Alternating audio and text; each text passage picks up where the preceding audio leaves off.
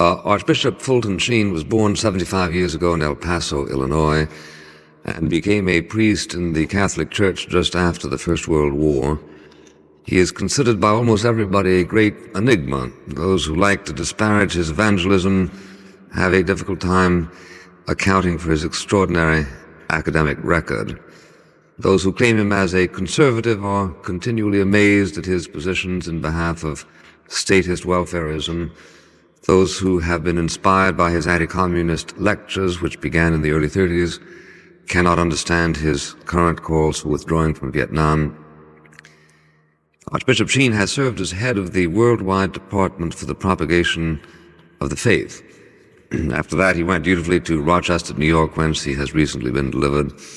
In the early 50s, he began a network television show opposite Milton Berle, creating the scandal of the decade by beating Mr. Berle in the ratings, who subsequently reported ruefully that he had hired new writers, namely Mark, Matthew, Luke, and John.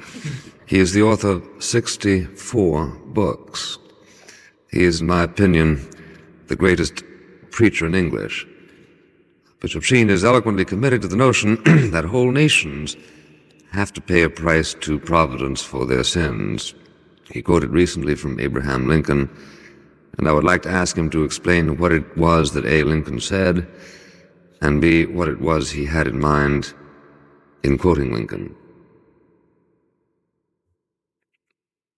Was it Lincoln's statement that he never feared that America would perish from without, but that he feared that it would perish from within? That was a Lincoln statement. It wasn't the one that you quoted. I have it here if you want to refresh your memory, although I was under the impression that you never needed to have your memory refreshed. Oh, yes, I do. No, that's not the one that I thought. When did I quote this? In 1967. Oh, yes. When I was talking about Vietnam. Yes.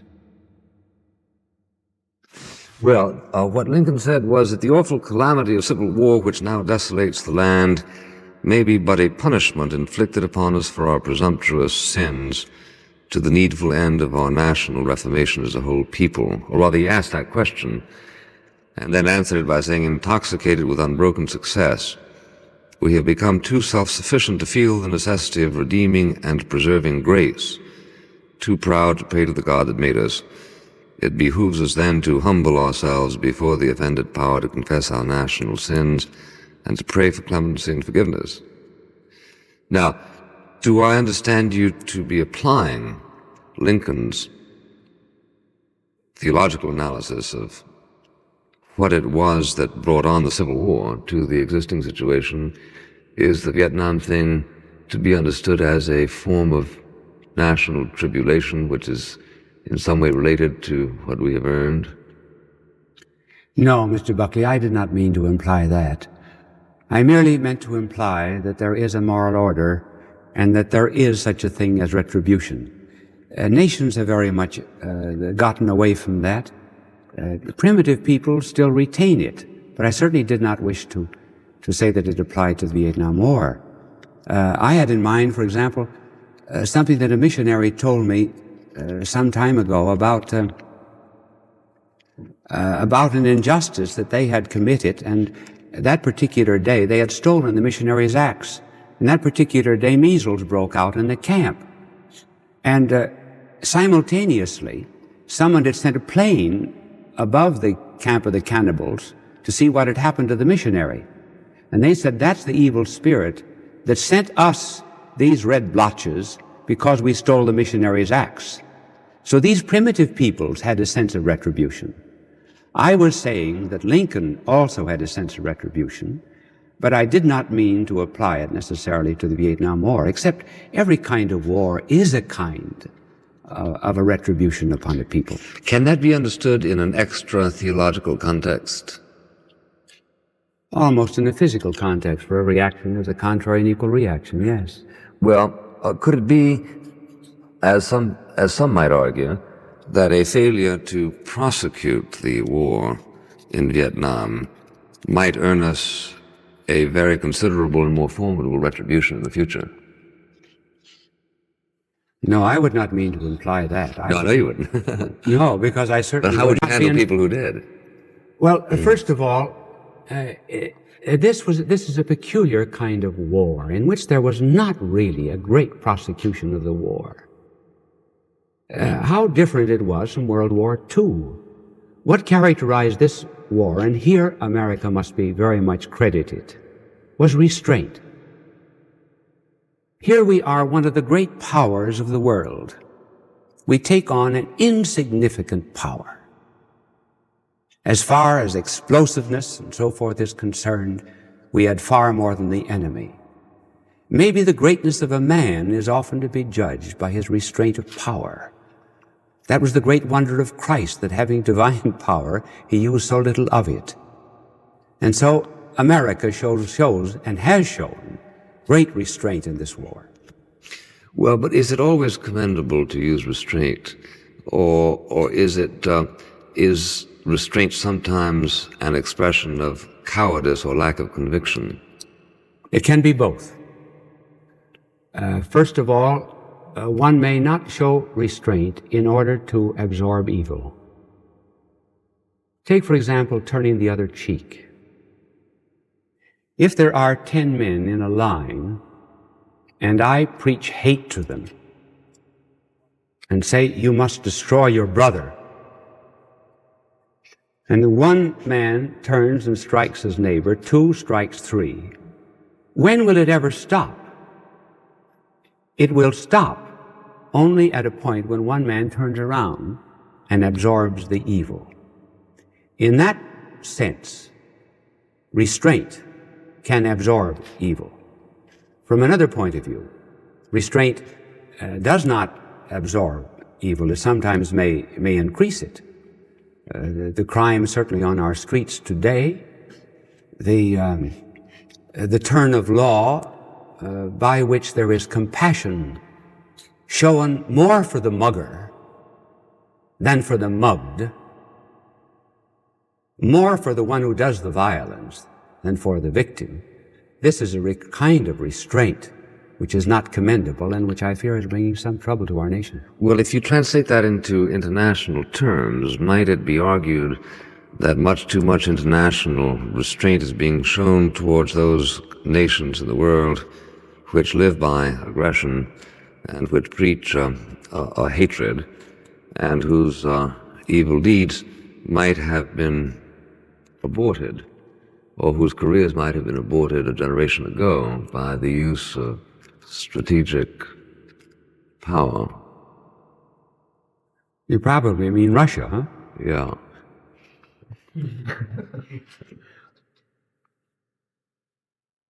You know, I think that restraint is here commendable, because I am afraid that any show of force would have brought retaliation, and it could very conceivably be the last war. But what when they were not in a position to retaliate effectively? I'm asking a very serious question, namely, is it a part of the Christian obligation in international terms to exert oneself when one can do so without bringing on apocalypse? If it is predictable to reasonable men of active conscience that to do so at that moment will be to spare the world an ordeal tomorrow. For instance, a preemptive strike against Hitler in 1938 is now something that almost everybody wishes we had done, including you? Yes. Why then not say a preemptive strike against the Soviet Union in 1949? Well, now we're taking back the mentality of 1970 to 1949. And when we go back to that mentality, Russia was considered a democracy. Russia was considered on our side.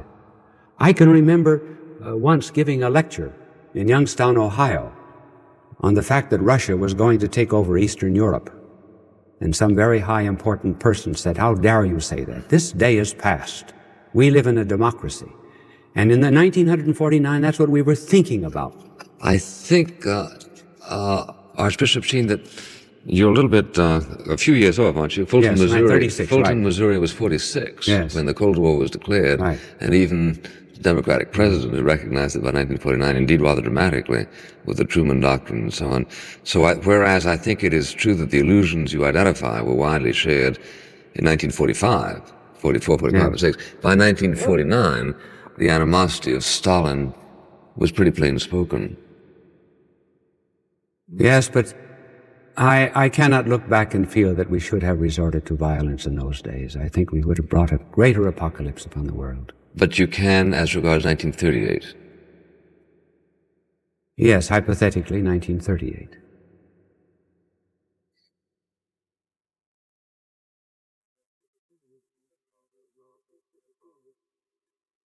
Bishop Sheen, in your indictments of the American role in Vietnam, you have used the figure that it, in fact, is costing us something in the neighborhood of $1 million per death. Now, that has had the effect on most people of saying, what an unspeakable war.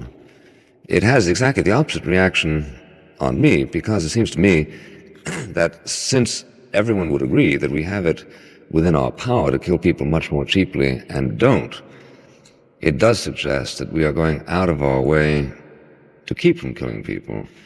If we are spending $1 million per death of a single enemy, then doesn't this suggest that the discriminatory apparatus that we are using is highly tuned? And isn't that a mark of civilization? First of all, what I said that it was costing $1 million a day. If there were 24 men, $1 million an hour. If there were 24 men killed in a day, then it would be $1 million a day. That was the statistic. Which is not far off. Which is not far off. Yes. Actually, it's probably it's in the neighborhood of 250, Yes. 300 people a week. Now, how are you going to turn that?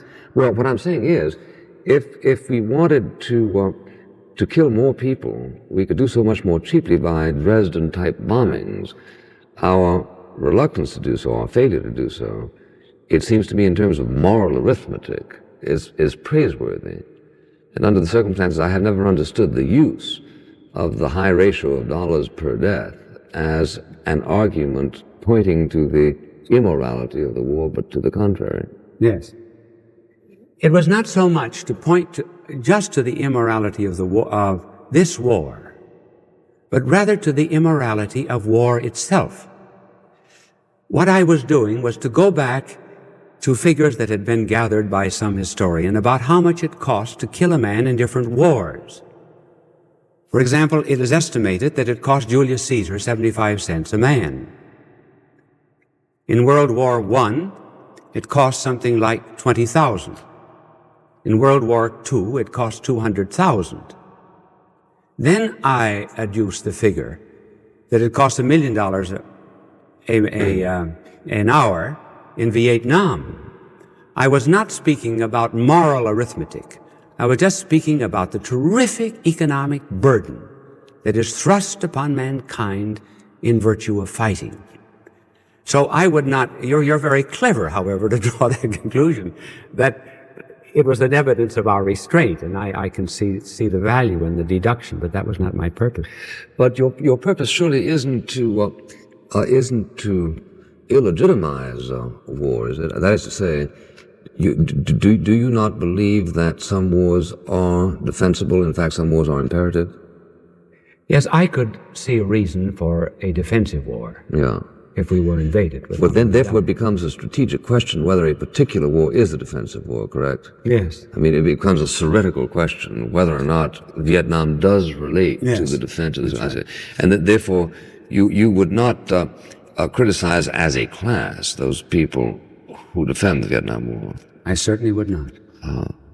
However, you happen yourself to feel that the time is past when you would choose to defend it.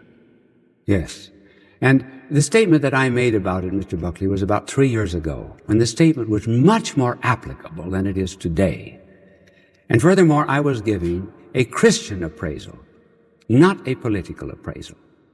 And I was then speaking of what I had spoken of before, namely about the value of restraint, that I felt that if we gave up in Vietnam, we would have given a moral example to the world, and perhaps would have won the moral opinion of the world.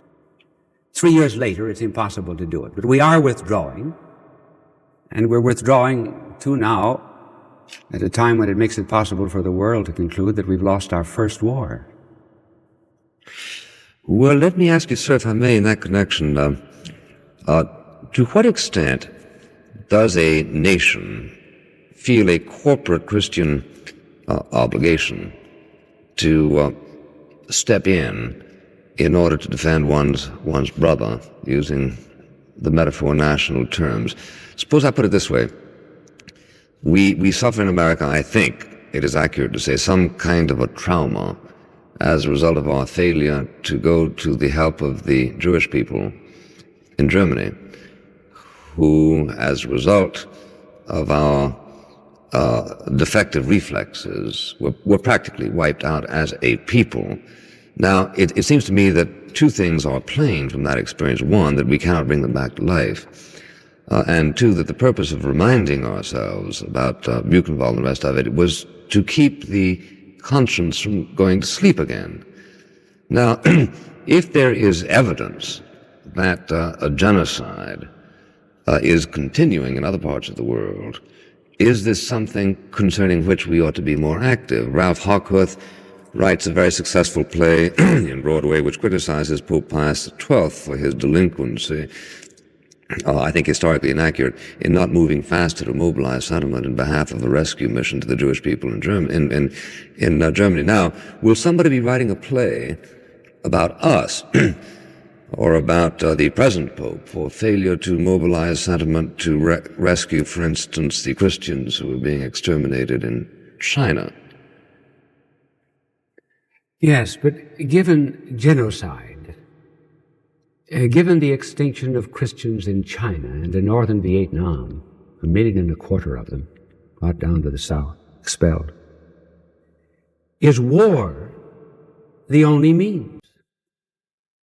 Are there not other means? One, of course, is dialogue, which is not always successful. But I wonder if we, for example, did not begin to spend more of our money in helping people, maybe indirectly. We are 7th in the world in helping the poor of other nations. We are the richest nation in the world. We are only 6% of the world's population. We control 46% of the world's goods. Would it not be better if instead of all of this money spent on armaments, if we didn't come to the rescue of the people of China, northern Vietnam, the Catholics there, and the Jewish victims, in some other way than by war? I wonder if war today is not outlawed. Well, I think that that's a point that an awful lot of very active people worry about almost full time. But before we press that question, would it make sense to acknowledge that America understands itself to be helping people by using as much money as America does on armaments? For instance, to what extent does one value freedom?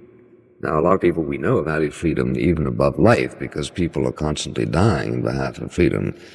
In fact, the $80 billion that we spend can be interpreted as an act of international philanthropy, since we are providing a shield not only for ourselves, but for instance for Western Europe, for Canada, for Latin America, and therefore isn't that a form of philanthropy? Here would be another way to put it. If you were, let's say, an Italian, would you prefer that America continue to spend as much money as America is spending on armaments, or spend less on that and more on direct relief for Italians?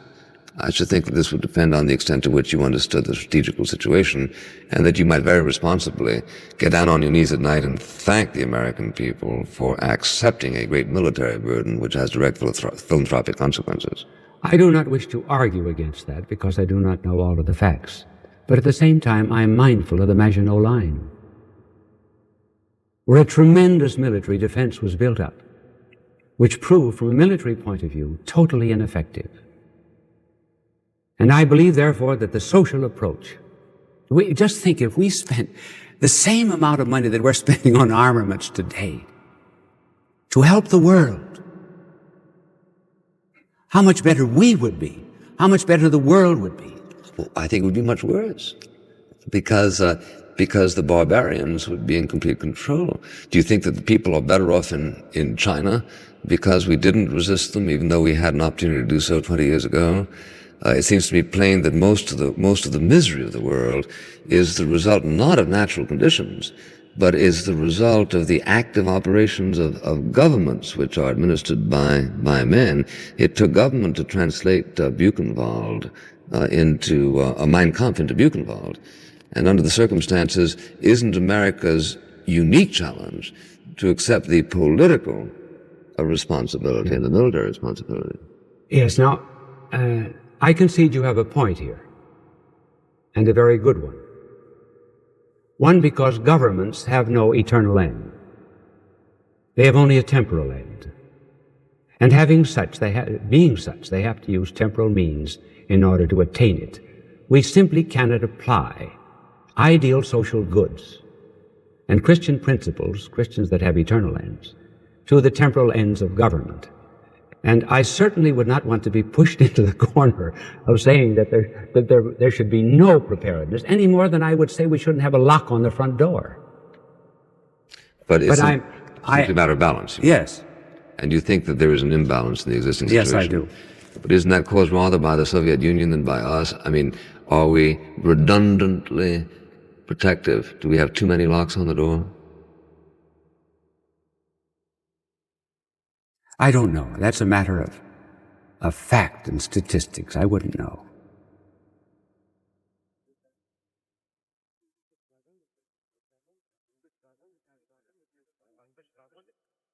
Archbishop, I wonder if I could ask you to comment on something which fascinates a lot of people, non-Catholics, for instance, and distresses a lot of people, Catholics, for instance, which is the apparent erosion of faith. I saw recently a statistic that the church-going population of America has declined from 49% to 43% in the past 10 years, but that whereas the Protestant slide has been about 15%, the Catholic slide has been more substantial.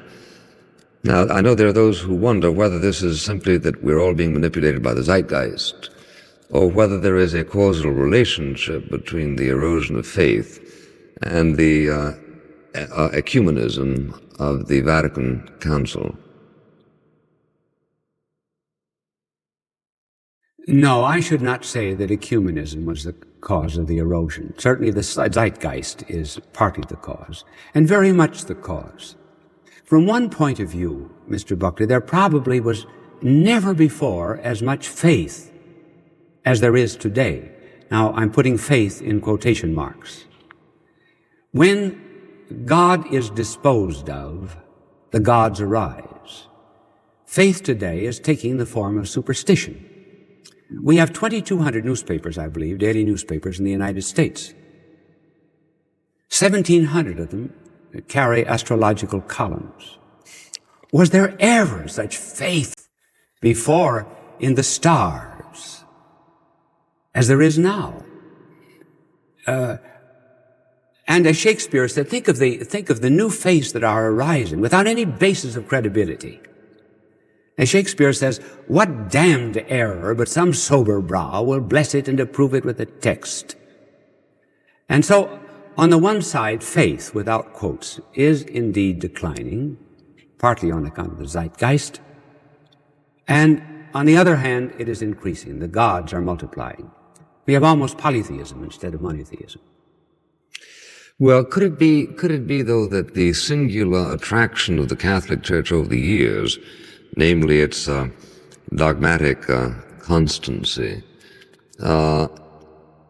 has now been so diluted as to cease to be singularly appealing to those people who were looking for a transcendent mooring and had, over a period of centuries, found it in the Catholic Church in a way that they were able to justify rationally. Is this something that was surrendered during the 60s as a result of the ecumenical passions? I will arrive at your conclusion from a different premise. It's an old trick. No, but it's definitely almost to supplement it. The Church and Christianity has pretty much had a kind of a monopoly about God, and particularly the supernatural. It aggrandized to itself this divine order and kept the natural order outside. So our distinction between the two was quite rigid and severe, with the result that the natural order, the political, social order, had to find its own deities, develop its own religions, a naturalism, a humanism, an existentialism, scientism, pietism, whatever you please. At the Vatican Council, which I attended, one did not find any discussion of that rigid distinction between the supernatural and the natural order. In other words, we are today paying a price for a kind of a monopolistic theological capitalism. Well, is it a price that, in fact, yields to the very, very old passion of many people to immanentize the eschaton and to utopianize the world? Are we, in fact, attempting really a secular idealism to which much of religion has shrunk? Yes, the secular, of course, has indeed a great appeal today. But there's a reaction against that. Who is more dead today than Harvey Cox's secular city? Because the secular city didn't turn out to be quite as idealistic as Harvey Cox thought it was. And even in the secular order today, look at those who are trying to find hope. For example, Jürgen Moltmann, the Lutheran German theologian who has written so much about hope, says that he went into Prague one day to attend a communist congress. And he picked up a copy of Time. And on the cover, God is dead. He went to the Communist Congress. The programs had already been printed weeks before, and the title was, God is not dead, quite dead. Then he went to a Communist Congress in Marienbad in Czechoslovakia, where there were Protestants and Catholics and communists in discussion. All of the Protestants and the Catholics talked about the necessity of the church getting into the world, immanentism, involvement, secularism. What did the communists talk about? Transcendence. Yeah. And now even Time has changed its cover. God is dead. Yes, he might not be, right? He may not be quite dead. Abby Hoffman says God is dead and he did it for the kids. Well, there are those who do wonder about the apparently infinite capacity of the Catholic Church to coexist with heresy, or as a matter of fact, apostasy. Francis McMahon, the theologian, has referred to imminent apostates, his point being that, incidentally, I should say that he's a very liberal theologian and has been over the years identified with what one calls left-wing causes, but all of a sudden he has become Mr. Orthodoxy, and he says that the Pope ought to affirm Catholic dogma by excluding people from the church, by excommunicating them, who in fact plainly refuse to subscribe to the basic articles of faith. And there is a considerable question why that in fact doesn't happen, or is this an expression of charity in mid-century mode? It's too bad that he didn't read the parable about the cockle and the wheat. Remind us what that says. Well, the wheat was sown by the farmer, and during the night the enemy came and sowed the cockle, and it was suggested that the cockle be torn up. And the Lord said, no, you will also destroy the wheat. Let both grow until the harvest. We must remember that the church is not just made up of saints, it's made up of sinners. And if it were made up for saints, there wouldn't be any room for me. We wouldn't want that. Do you mind if I go on water power as well as wind power Yes, for a sir. while? Well, do I understand that the situation today is different, Archbishop, from what it was during those other periods in religious history when it was thought that the act of excommunication was actually an affirmation of Christian solidarity, which was strategically necessary and even strategically kind? Is the situation different now from when, let us say, the Manichaeans were excommunicated? Yes. I mean, apart from the obvious differences. Remember, excommunication holds only for those who have the faith. It does not hold for those who have not. Remember how many appealed to Pius XII to have him excommunicate Hitler. What good would it do to excommunicate Hitler?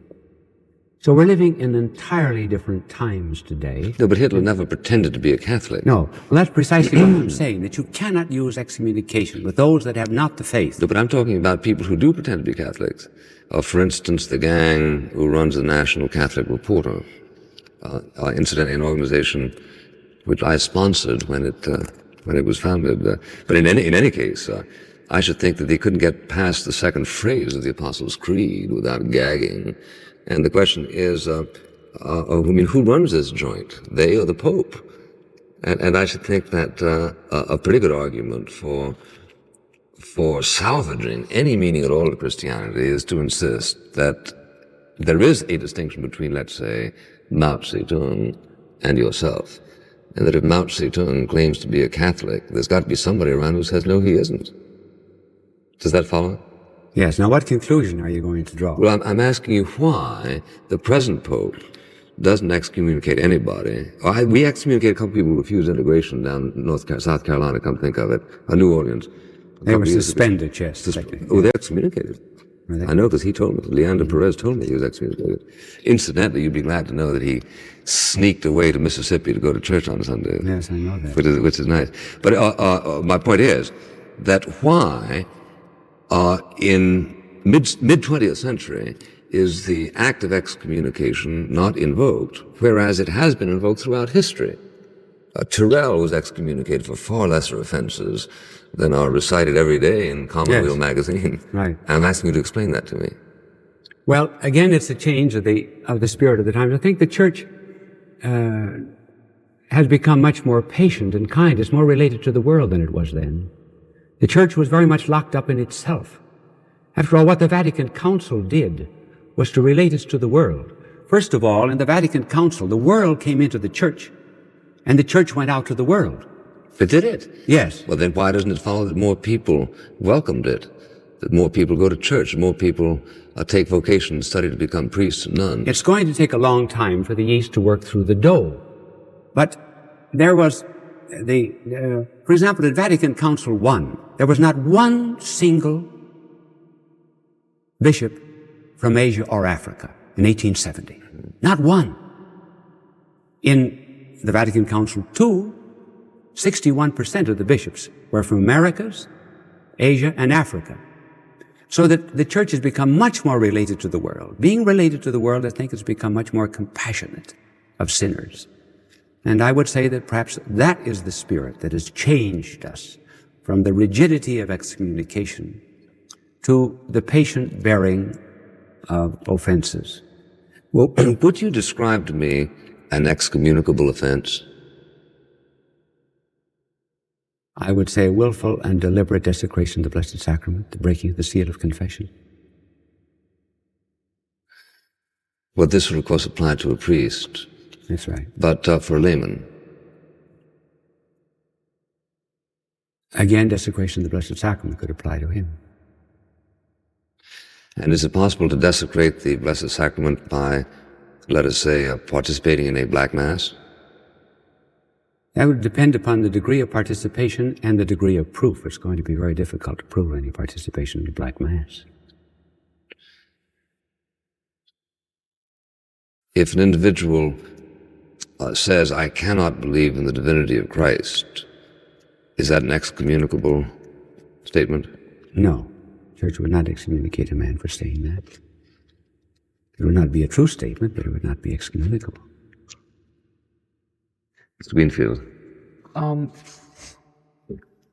Going back to what you were discussing earlier, I get a sense in recent days of a kind of much sharper separation between what I used to think of as religious conscience and the so-called real world, the natural world. And I think of it in political terms, I have to admit. It seems that most Americans are more upset by the fact that, for instance, newspapers discussed what happened in Song Mi in Vietnam, the killing of women and children, than they are about the actual episode that American soldiers allegedly, almost certainly, gunned down women and children in cold blood. A sense that we've come to a point in America where if we can dehumanize other people enough, we don't really care what happens to them, whether we call them Black Panthers or whether we call them dinks or gooks in Vietnam. Do you think that perhaps at some risk to itself that the Church might have to begin reaffirming, if not the Christianity, at least the humanity of people that we don't like to think of as very pleasant people, say communists or Black Panthers or radicals? No, I'd agree with you absolutely. Because, one, there is a great potential, even in the enemies. Take, for example, Paul. When Paul was persecuting the church, within 5 or 10 years after the resurrection, I am sure that there must have been thousands of Christians who were praying that the good Lord would send a good case of coronary thrombosis to Paul. Get rid of this enemy. Here was a learned man. The rest of the men were all fishermen, except the one man who came from Judea, who was on the right side of the tracks, namely Judas. Here was a learned man, and they must have said, send somebody to answer Saul. And God said, all right, I'll send somebody to answer Saul. I will send Saul. So in answer to your question, I agree with you, yes. We must get back to the human and to see the divine image in everyone. Do you think, just to follow that up in more immediate terms, that it might in fact be necessary for the Church to take some rather unpopular positions when it does in fact reaffirm the humanity of people who other people... Almost every position the Church takes today is unpopular. Ms. Sinkowitz. I've noticed lately a lack of the idea of community worship in the average parish church around. Somehow the satisfaction of worshiping together like the early Christians had seems to be missing in a rather perfunctory, I have to go to Mass on Sunday kind of thing.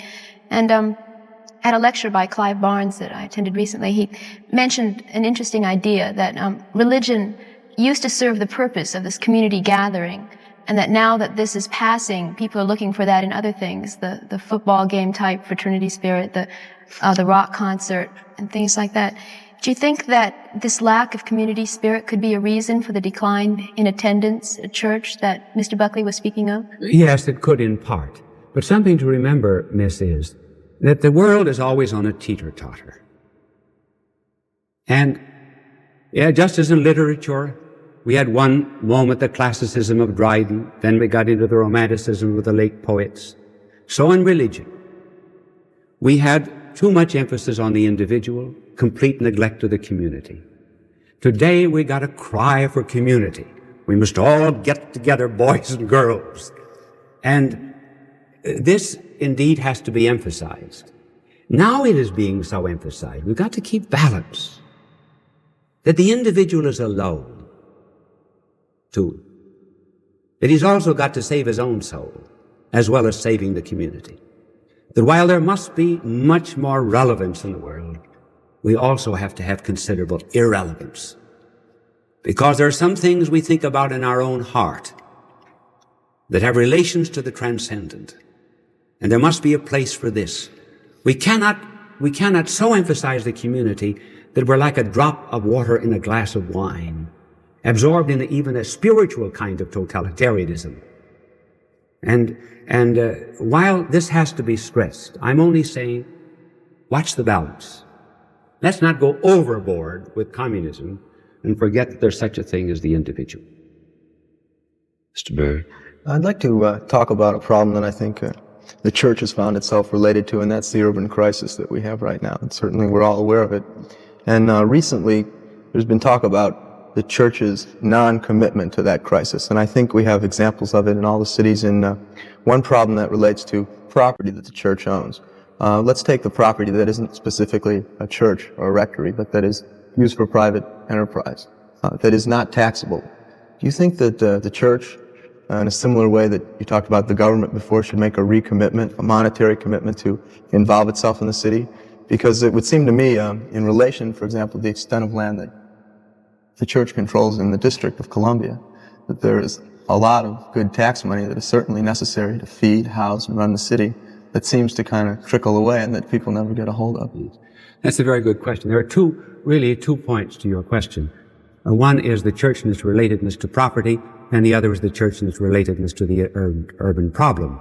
First of all, as regards property, the church doesn't have nearly as much wealth as is generally assumed. But as regards property, which you mentioned, I think that we must make a distinction. One, between that which is used for religious purposes, like schools and churches. Two, that property which will be used within a period of 3 or 5 years for religious and social purposes. And thirdly, property that was not within the planning of 3 to 5 years. That, I think, should be on the tax roll. That for property. Now then, as regards the urban crisis, it's rather popular to say that the church is not interested in the urban crisis. I came from a diocese where we paid $639 a day to just the urban crisis of one city alone. $639 a day, 7 days a week, where simply because there was nothing being done for housing, we went out and bought 19 houses for blacks that had families and they were living in impoverished conditions. Unfortunately, the church has no megaphone and has not been able to express all that it is doing for the urban crisis. And then it's not to be forgotten that in one place there was an attempt to give away a church and a school and everything else in order to start housing for the poor, and the poor man was knocked on the head, whoever he was. Whoever this man was, because it was an impression, Mr. Buckley, with sorrow, and myself with some happiness, share it, that you began your public career in a reasonably orthodox tradition, okay, political and theological, and that in recent years, particularly up in Rochester, there seemed to be a shift of direction into this kind of activity that you described. And I wonder if you could just, if it's a fair question, to tell us what led you to that decision that you were First, you're assuming that I'm an entirely different clock at 6 o'clock in the morning and 9 o'clock at night. No, just I am not. Actually, the change was not in me. The change was in what was outside. The sun shines upon wax and softens it. It shines upon mud and hardens it.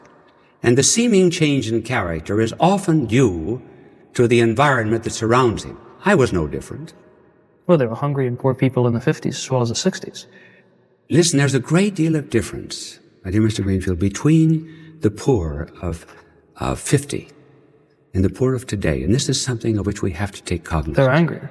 Yes, but today, the big difference is the poor today know they are poor. That's the great difference. Let's think of it. You mentioned that the church is trying to change with the change of the spirit of the times, but that it'll take time, like waiting for yeast to go through dough.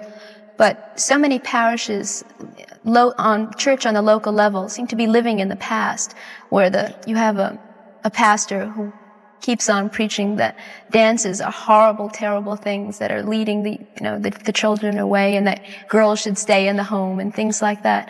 This kind of thing seems to me to be alienating the youth, and that the time that it's going to take for this yeast to spread through the dough is just not going to be soon enough, and that so many people are being lost. What can be done about things like that? Well, first of all, I think there are very, very few priests who would be opposed to dancing. I don't know any in any case. But you are quite right in saying that there should be a change. But something to remember is this. You cannot put a bomb under a baby and make it a man. There is the seed, and then there's the nourishment. All great permanent changes, most great permanent changes that involve life demand time. We live in an age of immediacy. It's got to be aspirin immediate relief. Listen to the clock tick. If you'd only taken that aspirin 5 seconds before, now you wouldn't have a headache. Now you're all smiles because you took it a little early. Instant coffee. Everything has to be instant. And then it's instantly forgotten. So I agree with you. I'm always trying to strike a balance. I agree with you in saying that no, we're beyond those who take this position that there should be no dancing and so forth. But on the other hand, we must allow for a certain amount of growth. I asked Archbishop a guide in Seville a few years ago how they were getting along without Cardinal Segura, who had died a month or so before, and she replied very piously, well, since the Cardinal died, he and we have passed on into a better world. So that was a nice way of saying it. Mr. Bird. Yes, pursuing that last question, it seems to me that one of the beauties and the strengths of religion is oftentimes tradition, the good parts of the traditions, and certainly we have to make that distinction. But in viewing such things as the folk mass and the jazz mass, and all these attempts that it seems to me various factions of the church have made to get into it, but they've kind of petered out, and maybe that these things form a percentage of that drop in church attendance, and I was wondering how you feel about that. You mean there's a decline in the folk mass and so forth? Well, my personal feeling is that it really, not that it's not appropriate, but that it's not effective, and that it's the traditional thing that really is the strength of religion, the attempt one makes to grasp. I was surprised to hear you say that, because I have heard some evidence too that there has been a decline. Now, as regards your expression of tradition is a memory. Law has precedent. An individual without memory is suffering from amnesia. A church, a nation that has not a history, is apt also to be without memory.